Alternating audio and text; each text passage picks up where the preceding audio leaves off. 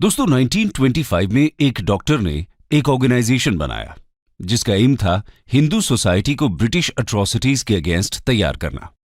उस टाइम पर किसी ने भी नहीं सोचा था कि ये छोटा सा ऑर्गेनाइजेशन आगे चलकर वर्ल्ड का सबसे बड़ा नॉन गवर्नमेंट ऑर्गेनाइजेशन बन जाएगा। जी हां, हम बात कर रहे हैं राष्ट्रीय स्वयं सेवक संघ यानी आरएसएस की, जो 2025 में 100 साल की हो जाएगी। आरएसएस ये एक ऐसा नाम है जिसका जिक्र होते ही राजनीति के गलियारों की धड़कन बढ़ जाती है। ये समाज के भीतर कहीं न कहीं देश के सबसे बड़े परिवार के तौर पर अपनी पहचान करवाता है। लेकिन यहां सवाल ये नहीं है कि आरएसएस का मतलब क्या है। सवाल ये है कि आरएसएस क्या एक सामाजिक संगठन है या फिर राजनीतिक। ये सांस्कृतिक तौर पर काम करता है या फिर राजनीतिक तौर पर, या फिर इसका कुछ और ही काम है। तो चलिए जरा पीछे चलते हैं, कुछ इतिहास के पन्नों को टटोल लेते हैं और जानते हैं आरएसएस का इतिहास क्या है और इसे क्यों बनाया गया। साथ ही ये भी कि आज इसका जिक्र करना इतना इंपॉर्टेंट क्यों है। आइए शुरू करते हैं। हिस्ट्री ऑफ राष्ट्रीय स्वयं सेवक संघ आरएसएस। साल 1907। ये वो दौर था जब बंगाल में आजादी के संघर्ष के लिए क्रांतिकारियों ने अनुशीलन समिति के नाम से एक क्रांतिकारी संगठन खड़ा किया। नागपुर से डॉक्टर की पढ़ाई करने आए केशवराम बलराम हेडगेवार भी इस संगठन का हिस्सा बने और जेल भी गए।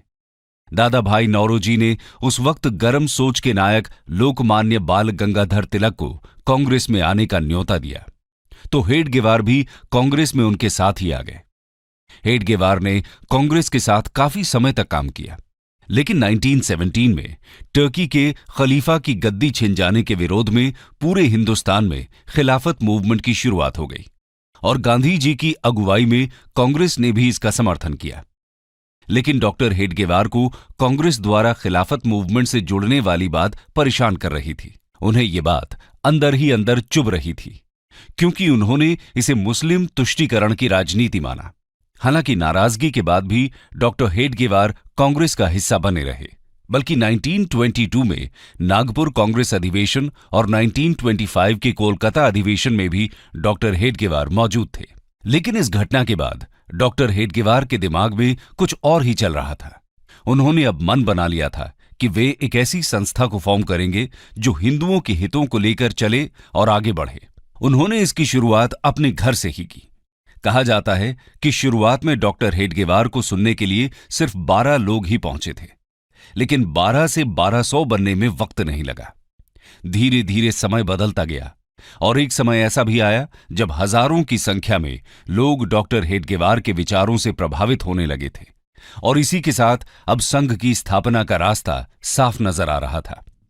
डॉक्टर हेडगेवार के लिए यह काम इतना आसान नहीं था। इस रास्ते में कई सारी प्रॉब्लम्स पैर पसारे खड़ी थीं। कहा जाता है कि डॉक्टर हेडगेवार जी ने खुद शाखा लगाना शुरू किया। शाखा में योग, सूर्य नमस्कार, लाठी ट्रेनिंग के साथ साथ इंटेलेक्चुअल डिस्कशन को भी शामिल किया गया। धीरे धीरे लोग डॉक्टर हेडगेवार की बातों से प्रभावित होने लगे और उनके इस अभियान में जुड़ने लगे। कुछ ही समय में शाखा में आने वालों की संख्या कई गुना बढ़ गई। अब समय आ गया था जब डॉक्टर हेडगेवार ने संघ को ऑफिशियल रूप देने का सोचा। डॉक्टर हेडगेवार ने साल 1925 में नागपुर में विजयदशमी के दिन आरएसएस की बुनियाद रख दी। धीरे धीरे महाराष्ट्र के कई इलाकों जैसे नासिक, पुणे, अमरावती, यावतमाल में संघ ने अपने पैर जमाने शुरू कर दिए और महाराष्ट्र के साथ साथ मध्य भारत में भी शाखा का विस्तार होना शुरू हो गया। लोगों का शाखा के साथ जुड़ना किसी बदलाव से कम नहीं था।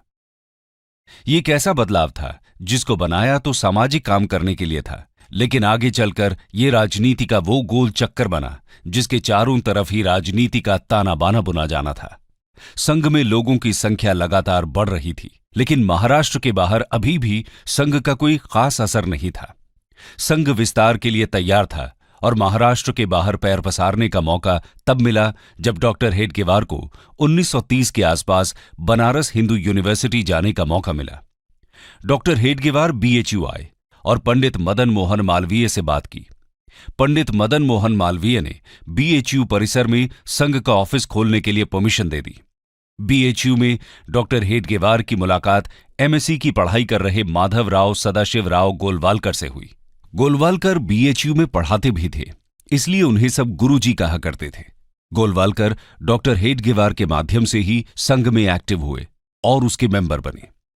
लेकिन 1940 में डॉक्टर हेडगेवार की मृत्यु हो जाती है और सर्वसहमति से आरएसएस की कमान गोलवालकर को सौंप दी जाती है। गोलवालकर की लीडरशिप में आरएसएस के विचार दिल्ली, कोलकाता, चेन्नई और लाहौर के साथ साथ पूरे देश में फैलना शुरू होते हैं।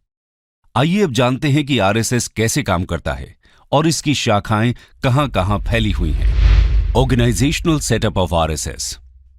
आरएसएस की कंस्ट्रक्टिव अरेंजमेंट की बात करें तो आरएसएस 11 पार्ट में बटा हुआ है। हब यानी केंद्र, रीजन यानी क्षेत्र, प्रोविंस यानी प्रांत, डिपार्टमेंट यानी विभाग, डिस्ट्रिक्ट यानी जिला, तालुका, टाउन यानी नगर, ब्लॉक यानी खंड, सर्कल यानी मंडल, ग्राम, ब्रांच यानी शाखा। वहीं अगर आरएसएस की ब्रांच यानी शाखा की बात करें तो ये 5 तरह की हैं। पहला, प्रभात ब्रांच, इसमें मॉर्निंग में सभी की मीटिंग होती है। दूसरा है इवनिंग ब्रांच। तीसरा ब्रांच है नाइट ब्रांच। फिर आता है मिलन, मिलन यानी वीक में 1 या 2 बार होने वाली मीटिंग। और आखिर में आता है संघ मंडली। संघ मंडली मंथ में होने वाली मीटिंग को कहा जाता है। दोस्तों, आपको यह जानकर हैरानी होगी कि संघ में करीब 1 करोड़ से ज्यादा ट्रेन्ड मेंबर्स हैं। संघ परिवार के अंडर 80 से ज्यादा छोटे बड़े संगठन आते हैं। अकेले उत्तर प्रदेश में आरएसएस के 8,000 से ज्यादा ब्रांच हैं। केरला जैसे स्टेट में जहां हिंदू पॉपुलेशन कम है, वहां भी आरएसएस के करीब 5,000 ब्रांच हैं। ये तो बात हुई देश के अंदर की। वहीं दुनिया के 40 से ज्यादा कंट्रीज में आरएसएस की 57,000 ब्रांचेस हैं। इसके साथ ही इन सभी ब्रांचेस में डेली 50 लाख से ज्यादा मेंबर्स आते हैं। देश की हर तहसील और 60,000 गांवों में हर रोज संघ की ब्रांचेस लगती हैं। आप सोच रहे होंगे ये ब्रांचेस क्या हैं? तो बता दें कि ब्रांच या शाखा सुबह शाम होने वाली मीटिंग को कहा जाता है, जो किसी भी खुले ग्राउंड में 1 घंटे की लगती है। इन्हीं ब्रांचेस को आरएसएस की बुनियाद माना जाता है और इसी वजह से इतना बड़ा आरएसएस संगठन चल रहा है। यहां रोज सुबह शाम शाखा का आयोजन होता है, जहां सारे वॉलंटियर्स एक दूसरे से मिलते हैं। इस दौरान सभी प्रेयर करते हैं, योग और गेम्स खेलते हैं। साथ ही ये लोग प्रेयर और कल्चरल एस्पेक्ट्स पर चर्चा भी करते हैं। इसके साथ ही यहां सरसंघ चालक को चुना जाता है और हर सरसंघ चालक अपने नेक्स्ट सरसंघ चालक को अनाउंस करता है। प्रेजेंटली आरएसएस के सरसंघ चालक श्री मोहन भागवत हैं। बता दें कि जो संघ में अपने मन से आता है उन्हें स्वयं सेवक कहा जाता है।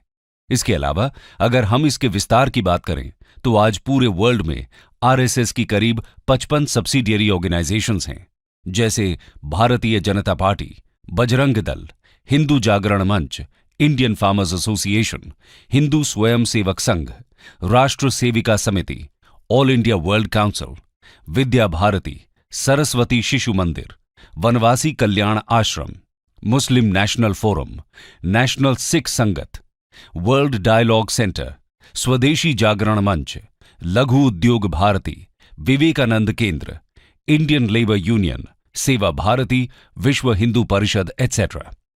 लेकिन आरएसएस का काम क्या है और भारतीय समाज में इसका क्या योगदान रहा है, आइए जानते हैं। Functions and contributions of RSS. दोस्तों, आरएसएस समाज सेवा और सुधार के साथ साथ राहत और रिहेबिलिटेशन के काम करता है। ये काम डिजास्टर साइट और जरूरतमंद इलाकों में संघ के वॉलंटियर्स देते हैं। इसके अलावा देश में कास्टिज्म को खत्म करना और कल्चरल नेशनलिज्म को बढ़ाना भी संघ का मकसद है। इसके लिए संघ मैगजीन निकालता है, जिन्हें लाखों लोग पढ़ते हैं। इनमें मेन मैगजीन, ऑर्गेनाइजर और पंचजन्य है।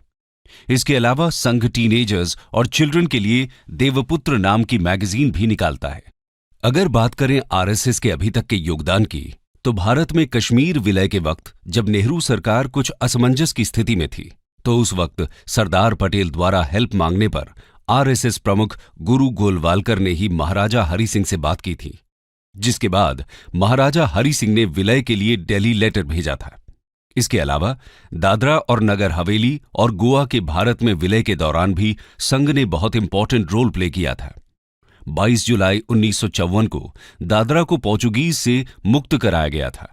28 जुलाई को आरएसएस लीडर वाकनकर की लीडरशिप में स्वयंसेवक्स ने नारोली पुलिस स्टेशन पर हमला बोल दिया और पोर्चुगीज स्टाफर्स को ओवरपावर करते हुए उन्हें सरेंडर करने के लिए मजबूर कर दिया।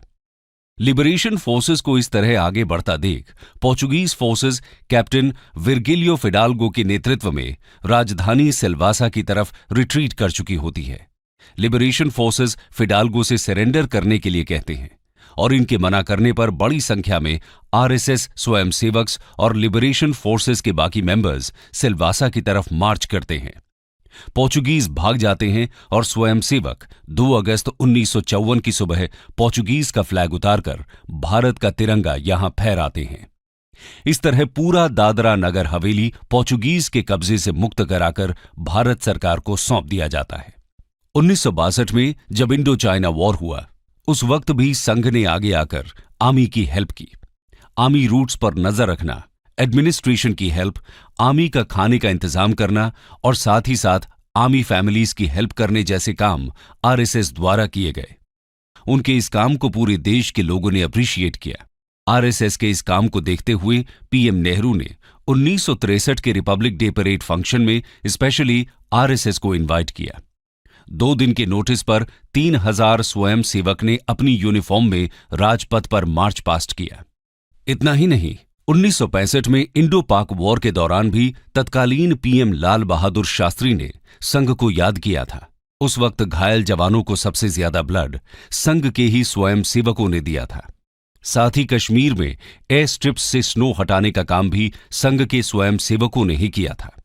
इसके अलावा 1971 में ओडिशा में आए भयानक साइक्लोन से लेकर भोपाल गैस ट्रेजेडी तक, 1984 में सिख दंगों से लेकर Gujarat earthquake, tsunami catastrophe, Uttarakhand floods और कारगिल वॉर में घायल लोगों के रेस्क्यू ऑपरेशंस तक संघ ने आगे आकर अपनी सेवाएं दी। हमेशा संघ ने आगे फोर फ्रंट में खड़े हो लोगों की सेवा की है और सिर्फ इंडिया ही नहीं, इवन नेपाल, श्रीलंका और सुमात्रा में भी संघ ने अपनी सेवाएं दी हैं। आरएसएस द्वारा इतना सब करने के बावजूद वो हमेशा कंट्रोवर्सी में फंसती रहती है। उस पर हमेशा से राजनीति में हस्तक्षेप करने के इल्जाम लगते रहे हैं और इसे सरकार द्वारा बैन करने की मांग उठती रही है। आइए जानते हैं इसे कब कब बैन किया गया है। When was RSS banned? दोस्तों, समय समय पर आरएसएस आलोचना और विवादों में घिरता रहा है। पहली बार जब 1948 में नाथुराम गोडसे ने महात्मा गांधी की हत्या कर दी तो पंडित नेहरू ने इसके लिए आरएसएस को जिम्मेदार ठहराया और इसे बैन कर दिया गया। दूसरी बार 1975 में इंदिरा गांधी ने जब देश में नेशनल इमरजेंसी लगाई थी, उस वक्त भी आरएसएस पर बैन लगा दिया गया था। तीसरी बार 1992 में जब बाबरी मस्जिद को गिरा दिया गया, उस वक्त आरएसएस को बैन किया गया। हम कह सकते हैं कि एक सामाजिक संगठन होने के बावजूद आरएसएस का हमेशा से इंडियन पॉलिटिक्स से गहरा नाता रहा है। आइए आरएसएस और इंडियन पॉलिटिक्स के इस कनेक्शन को समझने की कोशिश करते हैं। RSS and politics. आजादी से पहले और आजादी के बाद भी आरएसएस पॉलिटिक्स से न चाहते हुए भी जुड़ा रहा है। 1975 में इमरजेंसी के वक्त आरएसएस का नाम बड़े लेवल पर पॉलिटिक्स में दिखा। इसके अलावा यह भी बहुत कम लोग जानते हैं कि राजीव गांधी को भी एक वक्त पर आरएसएस के आगे झुकना पड़ा था। दरअसल ये बात 1989 की है, जब राम जन्मभूमि को लेकर छिड़े विवाद में राजीव गांधी को अपनी सत्ता जाती दिखाई देने लगी थी। उस वक्त राजीव गांधी ने आरएसएस से अयोध्या को लेकर बात करने की कोशिश की थी, लेकिन आरएसएस ने राजीव गांधी से किसी तरह की बात करने से मना कर दिया था। संघ उस समय अयोध्या को राजनीति में नहीं घसीटना चाहती थी, जिसके बाद राजीव गांधी सत्ता से बेदखल हो गए। इधर लाल कृष्ण आडवाणी ने वीपी सिंह की सरकार का साथ दिया, लेकिन वीपी सिंह ने जब रिजर्वेशन का दांव खेला तो सारे पासे पलट गए। इस वक्त संघ को एक बड़ा झटका लगा। झटके में ही सही, संघ को यह महसूस हो गया कि राजनीति को अयोध्या जाना ही होगा। इस दौरान रिजर्वेशन की आग फैली तो राजनयिक हलचल मच गई। संघ भी एक्टिव हुआ और विश्व हिंदू परिषद के साथ मिलकर अयोध्या राम जन्मभूमि आंदोलन में साथ देने का फैसला कर लिया।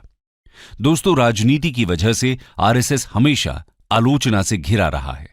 ऐसा इसलिए क्योंकि आरएसएस वीर सावरकर की आइडियोलॉजी फॉलो करता है, जिसकी वजह से आलोचकों ने हमेशा से संघ को right wing fascist radical Hindu organisation कहा है, जबकि आरएसएस पॉलिटिकल अपीसमेंट के खिलाफ हिंदुओं के हितों को उठाता है।